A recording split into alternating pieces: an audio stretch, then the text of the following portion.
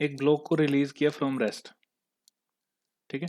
Rest का मतलब है कि इसको पकड़ के रखा हुआ था हमने, जितना स्प्रिंग था उतनी ही नेचुरल लेंथ थी पहले, ऑब्वियसली नेचुरल लेंथ इसी को बोलते हैं, ठीक है।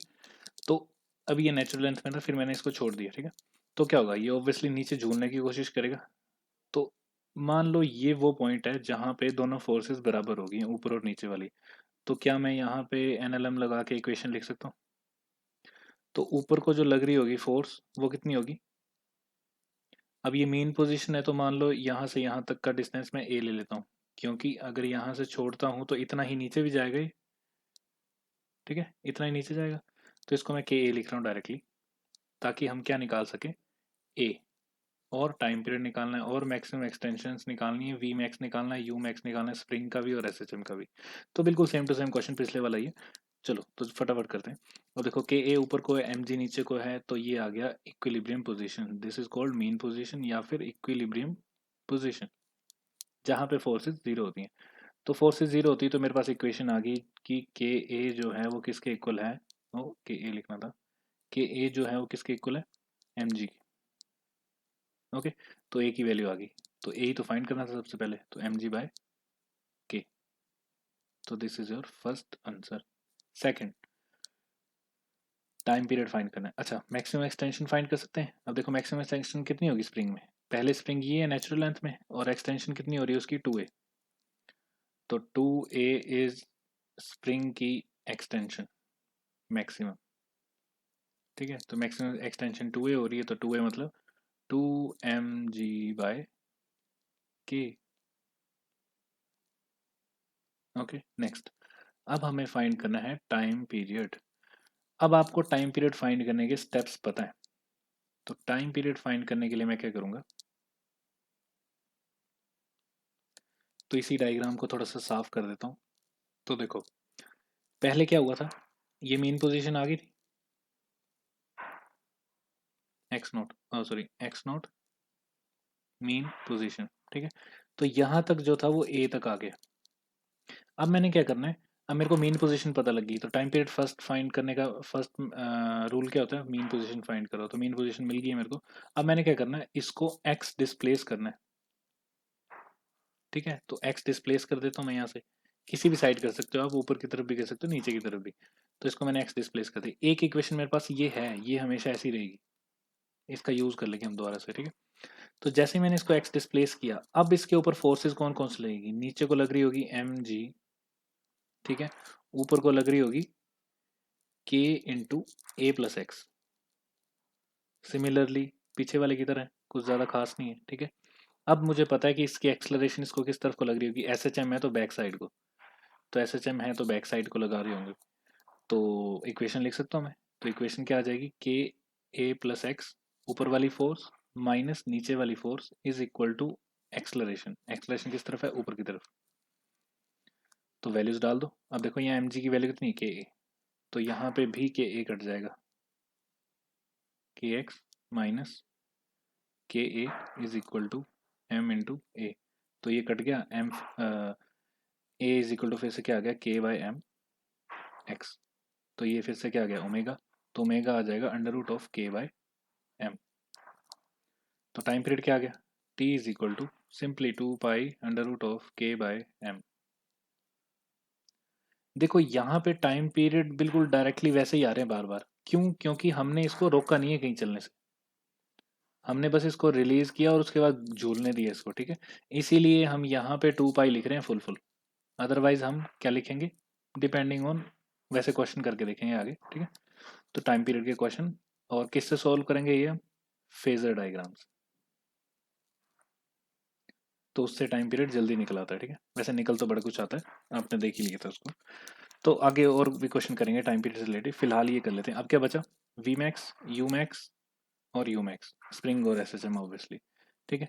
तो आगे चलते हैं। अब मेरे पास क्या क्या आ गया हुआ था, अभी अभी मेरे पास आया था ए की वैल्यू, ए की वैल्यू थी मेरे पास एम जी बाई के थी शायद, हाँ के। ओके, अब मेरे को पता है वी मैक्स क्या होता है, V max is equal to A omega. तो ए पता है, ओमेगा पता है, तो आंसर आ गया एम जी बाई के under root of K by M. तो आंसर आ जाएगा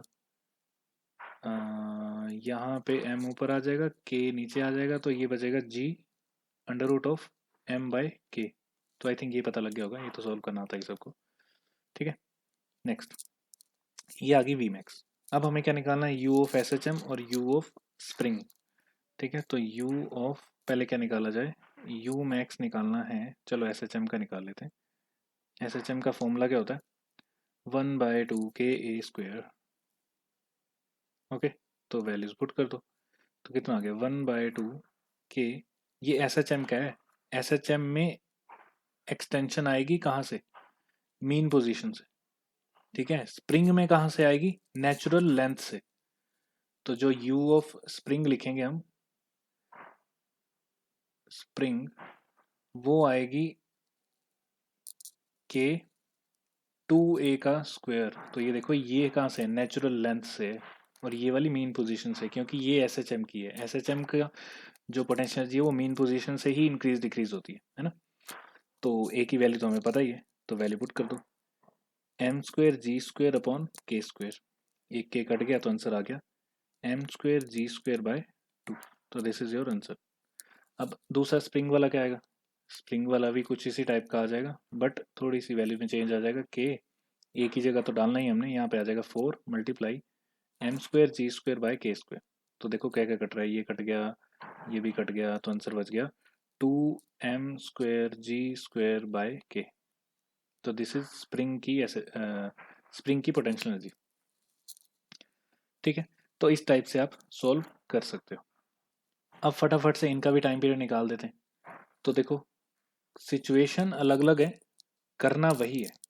ठीक है, पहले नेचुरल लेंथ में था ये, जैसे ही मैंने इसके ऊपर मास लटकाया m, ओके, तो ये नीचे आ गया। नीचे आ गया मतलब मीन पोजीशन पे आ गया, ये आ गई इसकी मीन पोजीशन। ओके, तो अब ये मीन पोजीशन पे आ गया, मुझे टाइम पीरियड फाइंड करना है। तो सबसे पहले तो मीन पोजीशन की कंडीशन लिख देता हूँ, ऊपर की तरफ को लगेगा। तो मान लो ये ए नीचे आया है, क्योंकि जितना ये ऊपर ए से आया है तो नीचे भी ए तक ही जाएगा, तो यहाँ नीचे ए तक चला गया मान लो ये। ठीक है, तो ऊपर की तरफ आ जाएगा के ए। ठीक है, इज इक्वल टू किसके, एम जी के, क्योंकि यहाँ पे मीन पोजीशन पे नेट फोर्स क्या होती है, 0, तो दोनों इक्वल होगी। तो यहाँ आ जाएगा k a is equal to m g. अब मैंने क्या करना है, टाइम पीरियड फाइंड करना है। टाइम पीरियड फाइंड करने का फर्स्ट मेथड क्या, मेथड इसको एक्सटेंड कर दो एक्स तक। एक्स तक एक्सटेंड करूँगा, देखो पुली का काम क्या होता है, पुली का काम होता है जो भी फोर्स यहाँ लग रही है उसको बिल्कुल एग्जैक्टली वो यहाँ पहुँचा देगी। ठीक है, ये पुली का काम होता है। तो हम क्या कर देंगे, देखो इसको एक्स डिस्प्लेस कर दिया, तो फिर से इक्वेशंस वही। यहाँ पे इस पॉइंट पे इसके ऊपर जो यहाँ लिख रहा हूँ मैं, जो ऊपर को फोर्स लग रही होगी वो कितनी होगी, के इंटू ए प्लस एक्स। ए प्लस एक्स क्यों, क्योंकि टोटल एक्सटेंशन ये हो रही है इसमें स्प्रिंग में। ठीक है, और नीचे को जो फोर्स लग रही है वो तो एम जी है अभी भी।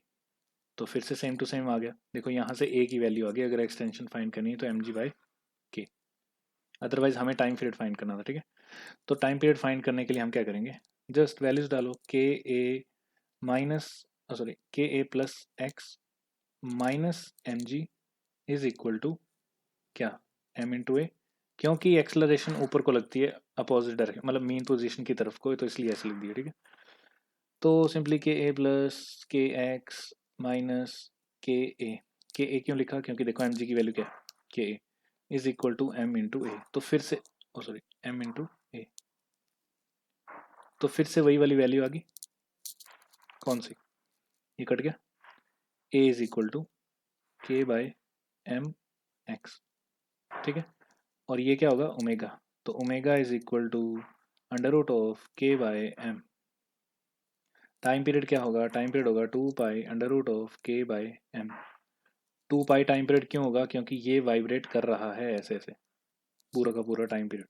अगर ये हाफ वाइब्रेट कर रहा होता तो हम यहाँ पे वो लिखते, सिर्फ पाई लिख देते। ठीक है, चलो वो आगे देखते हैं। सेकंड कंडीशन, सेकंड क्वेश्चन इसमें जो दिया हुआ है वो ये है कि एंगल थीटा पे ये इंक्लाइंड है प्लेन। ठीक है, और ये मास रेस्ट में था, रेस्ट में मतलब नेचुरल लेंथ में था, यहाँ पे रोक के रखा था मैंने। जैसे ही मैंने इसको रिलीज किया तो ये यहाँ से नीचे आ गया, ठीक है, नीचे आ गया मतलब यहाँ पहुंच गया, यहाँ पहुंच गया। तो इस टाइम ये मेन पोजीशन है इसकी, मेन पोजीशन ये है, तो इस पे नीचे को फोर्स लग रही होगी एक, जो कि इक्वल होगी ऊपर वाले के, ऊपर वाली फोर्स है के इंटू ए, क्योंकि यहाँ से मैंने मान लिया कि ए नीचे आ गया ये, तो के ए किसके इक्वल हो जाएगा, तो एक इक्वेशन आ गई मेरे पास, k a is equal to m g sine theta. अब ये आपको पता है साइन थीटा क्यों आया है, क्योंकि एम जी का इस तरफ कंपोनेंट और एक सामने वाला कंपोनेंट, तो यही लग रहा है यहाँ पे, ठीक है। तो एम जी साइन थीटा के इक्वल आ गया। यहाँ से अगर एक्सटेंशन निकालनी है आपने तो ये आ गई एम जी बाय के साइन थीटा। मैक्सिमम एक्सटेंशन निकालनी स्प्रिंग में तो 2a आ जाएगी, तो 2mg साइन थीटा बाय के। तो जो जो भी चीज़ें निकालनी है आप निकाल सकते हो, ठीक है। अब हमें निकालना था टाइम पीरियड। टाइम पीरियड निकालने के लिए क्या करूँगा, मैं इसको डिस्प्लेस करूँगा एक्स डिस्प्लेस कर दिया, तो टोटल स्प्रिंग में कितनी एक्सटेंशन होगी, यहाँ से देखो यहाँ तक a प्लस एक्स, तो बिल्कुल सेम टू सेम फिर से वही बन गई इक्वेशन, यही वाली, ठीक है। तो बना देते हैं हम। तो इसका मतलब बिल्कुल सेम आएगा, सब कुछ सेम आएगा। सब कुछ सेम आने का मतलब है कि देखो वैल्यूज लिख देता हूँ यहाँ, ये आ गया आपका टाइम पीरियड निकालना हमने, उससे पहले इक्वेशन इक्वल करेंगे k a plus x minus m g sine theta, ऐसे आएगा m g sine theta is equal to m into a, ठीक है। अब देखो के ए आ गया प्लस के एक्स आ गया minus m g sine theta क्या है, m g sine theta is k a, तो फिर से के ए आ गया is equal to m into a. तो ये काट दो, क्या बच गया, a इज इक्वल टू के बाय एम इंटू एक्स, मतलब ओमेगा फिर से कितना आ गया, omega is equal to under root of के बाय एम। अब इस के बाय एम आने का क्या फ़ायदा हुआ, इससे के बाय एम आने का फ़ायदा हो गया time is equal to 2 pi under root of के बाय एम आ गया है। इससे हमें क्या पता चल रहा है, देखो फोर्सेस जो मर्जी लगती रहे, यहाँ फोर्स कुछ और लग रही थी, यहाँ कुछ और लग रही थी, टाइम पीरियड हमेशा स्प्रिंग का यही रहेगा अगर वो फुल टाइमिंग पूरी कर रहा है तो 2 पाई की, फुल टाइमिंग मतलब फुल ऑसिलेट हो रहा है तो।